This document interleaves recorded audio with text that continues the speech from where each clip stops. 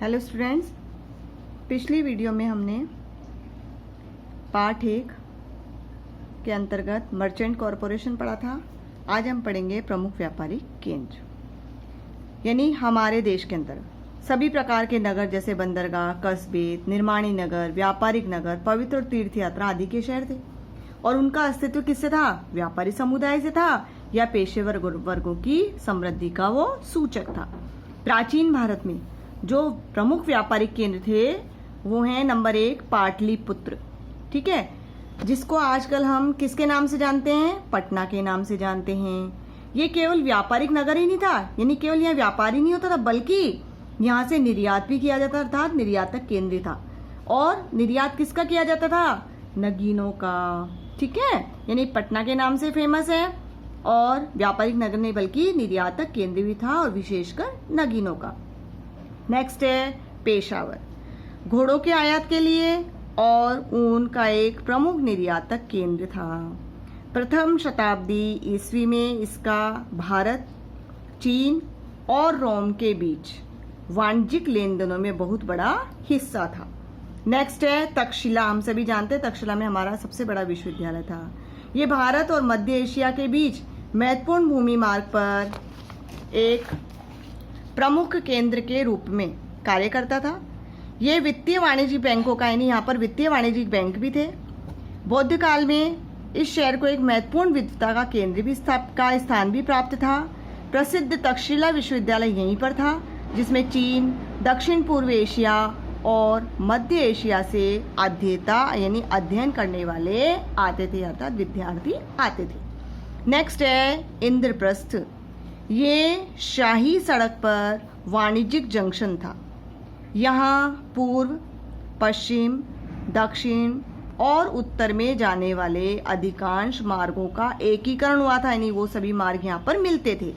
Next है मथुरा, जिसका नाम हम अभी भी मथुरा के बारे में जानते हैं कि कृष्ण का जन्मस्थली है, भगवान कृष्ण की जन्मस्थली है।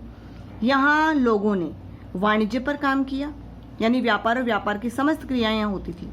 यह व्यापार का एक विक्रय केंद्र था, यानी बहुत अधिक मात्रा में यहाँ सेल्स का काम होता था। दक्षिण भारत को जाने वाले कई मार्ग मथुरा से होकर भरूच तक, यानी मथुरा और भरूच से निकलते थे।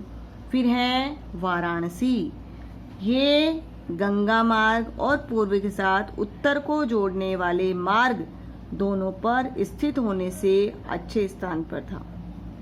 यह कपड़ा उद्योग के एक बड़े केंद्र के रूप में उभरा और सुंदर सुनहरे रेशम के कपड़े और चंदन की कारीगरी के लिए भी प्रसिद्ध था।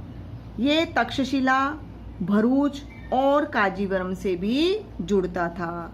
नेक्स्ट है मिथिला, मिथिला नरेश, ठीक है, यानी सीता जी के जो पिता का जो राज्य था वो कौन था? मिथिला था। मिथिला के व्यापारी बंगाल की खाड़ी में नाव से समुद्र पार करके दक्षिण चीन सागर और जावा, सुमात्रा और बोर्निया के द्वीपों पर बंदरगाहों के साथ क्या करते थे? कारोबार करते थे। मिथिला ने प्रथम शताब्दी ईस्वी के शुरुआती वर्षों में दक्षिण चीन में और विशेष रूप से यूनान में व्यापारिक कॉलोनियों की स्थापना भी की। नेक्स्ट है उज्जैन, महाकाल के मंदिर के वहाँ पर फेमस, यानी महाकाल का मंदिर है उज्जैन में। उज्जैन सुमेलानी और कार्नेलियन पत्थर, मलमल और मालों का कपड़ा उज्जैन से विभिन्न केंद्रों में निर्यात किया जाता था।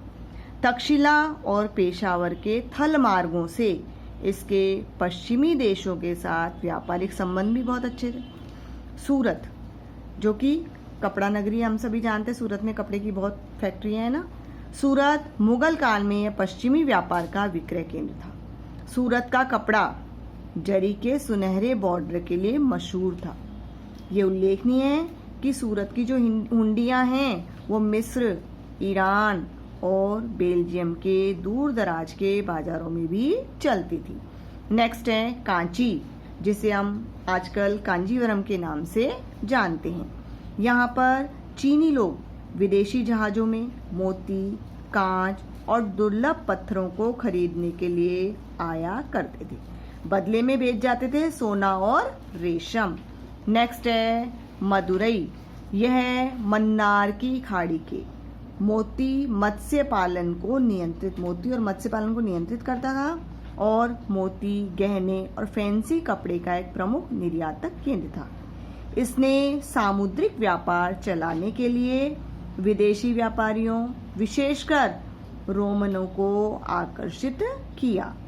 नेक्स्ट है भरूच।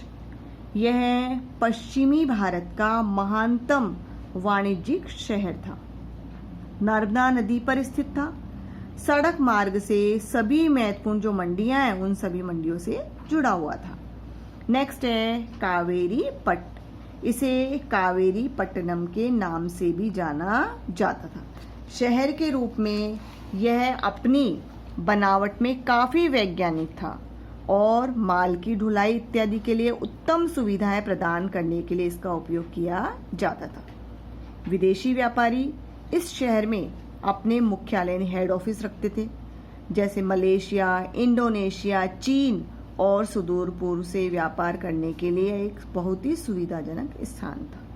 यह सौंदर्य प्रसाधन यानी कॉस्मेटिक आइटम्स, इत्र, पाउडर, रेशम, ऊन, कपास, मोती, मूंगा, सोने और कीमती नगीनों के लिए व्यापार का केंद्र था।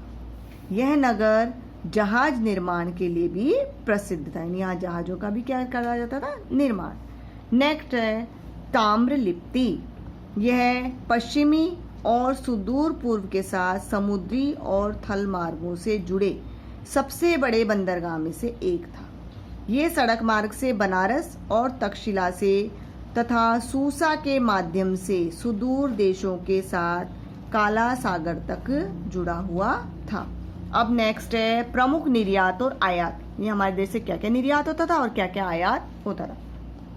निर्यात में हम करते थे मसाले, गेहूं, चीनी, नील, अफीम, तिल, तेल यानी तिल का तेल, कपास, रेशम, तोते, जीवित मवेशी और पशु उत्पाद, खालें, फर, सींग, चमड़ा, कछुआ, कवच, मोती, नीलमणि, चमकीले पत्थर, क्रिस्टल, लैपिस लाजुली, ग्रेनाइट, फिरोजा और तांबा, इन सब का हम क्या करते थे, निर्यात।